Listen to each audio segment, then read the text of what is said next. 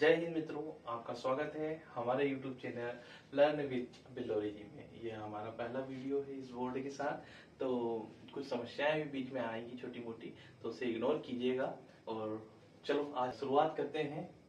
Vitamin, हमारा पहला chapter रहेगा विटामिन। तो इसके बारे में हम जानकारी प्राप्त करेंगे आज। तो विटामिन क्या होते हैं? विटामिन होते हैं रक्षात्मक पदार्थ, हमारे शरीर की जो रक्षा करने में बहुत महत्वपूर्ण होते हैं, है ना।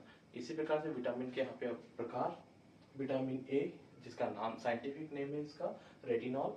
इसी प्रकार से vitamin B thiamine, vitamin B12 cyanocobalamin, vitamin C जिसका नाम है ascorbic acid, vitamin D calciferol, tocopherol vitamin E का नाम है। और इसी प्रकार से लास्ट वाला जो विटामिन है विटामिन के फिलोक्विनोन। इन विटामिन की कमी के कारण हमें कुछ रोग भी हो जाते हैं, जैसे कि विटामिन ए की कमी से होता है रतौंधी रोग। अक्सर प्राइमरी और मिडिल स्कूल के बच्चों की एग्जाम में ये क्वेश्चन पूछे जाते हैं, विटामिन ए की कमी से कौन सा रोग होता है? रतौंधी, है ना। और बेरी बेरी विटामिन बी की कमी से, विटामिन सी की कमी से स्कर्वी, और विटामिन डी की कमी से रिकेट्स। ये लगभग आपको ये चारों बीमारियों के बारे में आपको ज्ञान होगा। विटामिन ई की कमी से होता है स्टर्लिटी, मतलब बांझपन वाला रोग। इसी प्रकार से विटामिन के इसकी कमी से होता है ब्लड क्लॉटिंग। ठीक है, जो ये हमने अभी क्या साइंटिफिक नेम याद कर लिए और इनकी कमी से होने वाले रोग। अब हम आ जाते हैं महत्वपूर्ण क्वेश्चनों पे, जो हमें प्रतियोगी परीक्षाओं में SSC CGL, SSC एवं KVS, NVS और जो स्टेट लेवल की टेट एग्जाम होती है उसमें बहुत महत्वपूर्ण होते हैं। तो ये क्वेश्चन है टॉप 10, जिसको मैंने बहुत एकदम चुन कर निकाला है।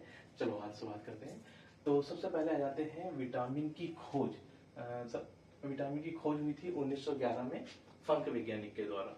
ठीक है, अब यहाँ पहला क्वेश्चन है हमारे पास आ जाता है, जल में घुलनशील विटामिन। जल में घुलनशील विटामिन दो होते हैं, विटामिन बी और विटामिन सी, है ना। बहुत आसान तरीका है याद करने के लिए, अल्फाबेटिक क्रम में याद कर लो इसको। विटामिन बी और सी ABC है, ठीक है।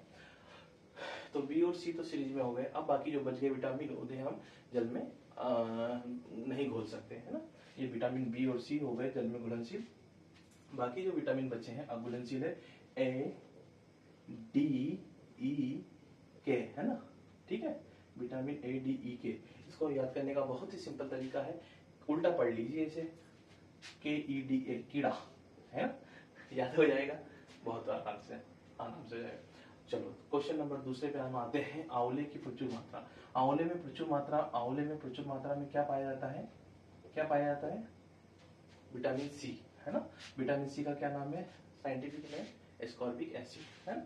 ठीक है, बांझपन के लिए उत्तरदायी विटामिन है, ये भी बहुत पूछा जाता है। तो ये विटामिन ई, विटामिन ई की कमी से बांझपन, स्टर्लिटी बोलते हैं इसको, है ना, स्टर्लिटी रोग होता है। इसे विटामिन ई को एक और नाम पुकारा जाता है अक्सर, उसको बोलते हैं ब्यूटी विटामिन।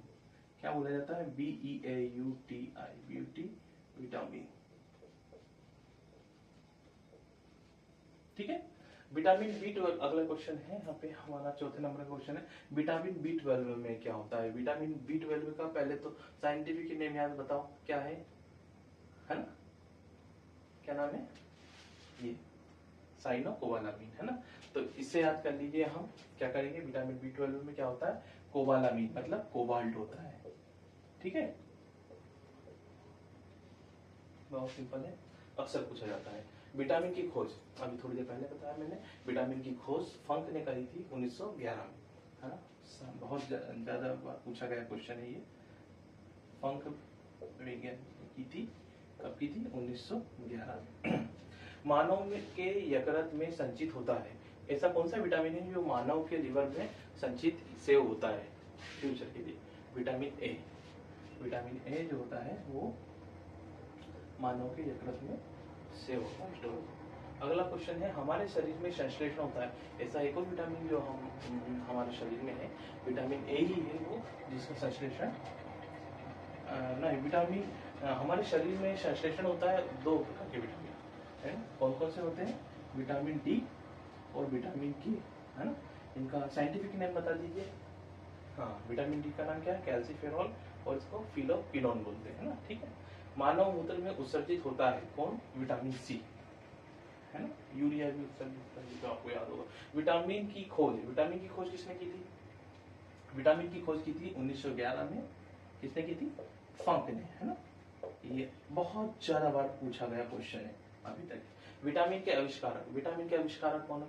हमारे महत्वपूर्ण 4 विटामिन की बात करते हैं हम लोग, तो जैसे कि रेटिनॉल है और थायमिन, है ना। विटामिन ए और विटामिन बी, इनकी खोज किसने की थी? मैकुलन ने की थी। इसी प्रकार से विटामिन सी, इसका नाम है एस्कॉर्बिक एसिड, इसकी खोज की थी किसने? होलकट। होलकर से भी याद रख सकते हो आप, है ना, होलकट, है ना। टमाटर का होलकट, ठीक है। और विटामिन डी में इसकी की थी हॉपकिंस, है ना। वैज्ञानिक हॉकिंस थे ना, इसी प्रकार से हॉपकिंस याद कर लोगे आप, है ना। तो ये 4 रहेंगे, नाम में लिख देता हूँ यहाँ पे, आसान रहेगा। विटामिन ए मैकुलन ने की थी इसकी खोज, मैकुलन, सेम एस। विटामिन बी की खोज भी मैकुलन ने की थी। विटामिन सी की खोज अगर बात करते हैं तो किसने की थी? होलकट, है ना, ठीक है। और हॉपकिंस की थी, हॉपकिंस ने करी थी विटामिन डी की खोज।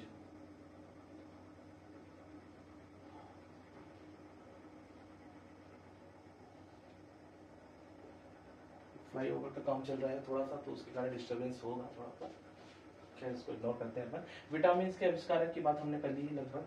अब एक लास्ट वाला क्वेश्चन है, हमारे शरीर में कभी कभी हम लकवा, बालों का गिरना या शरीर में अक्सर दर्द होता है, तो ये किसकी कमी से होता है ना।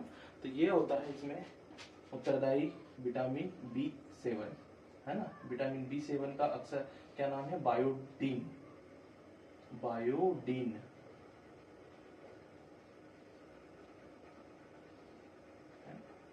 इसका नाम है विटामिन B7। इसकी कमी से ये चीजें, लकवा, बालों का गिरना और शरीर में दर्द होता है, ठीक है। तो ये कुछ 10 क्वेश्चन है जो अक्सर परीक्षाओं में पूछा जाता है। इसके अलावा बहुत ज्यादा डीप जाने में आवश्यकता नहीं पड़ेगी। NTPC के जो अभी एग्जाम हुआ था लेवल 6 वाला स्टेशन मास्टर का, तो उसमें भी ये क्वेश्चन पूछा गया था, विटामिन B12 वाला। और ये क्वेश्चन फंक ने विटामिन की खोज किस सन में की थी, ये क्वेश्चन पूछा गया था। तो इसी प्रकार से क्वेश्चन KVS में भी पूछे गए थे, NVS में भी पूछे जाते हैं अक्सर। टीचिंग एग्जाम में तो महत्वपूर्ण क्वेश्चन जो हैं वो यही पूछे जाते हैं। SSC में भी लगभग यही क्वेश्चन आते हैं। तो ये 10 क्वेश्चन है, बहुत ईजी है, याद करने में सिंपल है ना। तो इसी के साथ हम इस लेक्चर को आज यही फिनिश करते हैं। छोटा सा वीडियो है, लाइक करके जाइएगा और हौसला अफजाई करिएगा, लाइक करके सब्सक्राइब भी करिएगा। आपको बहुत अच्छे ट्रिकी साइंटिफिक क्वेश्चन में आपको बताऊंगा और इजीली टू रिमेम्बर, बहुत आसान से याद करने में आपको रहेगा, ठीक है। धन्यवाद, जय हिंद।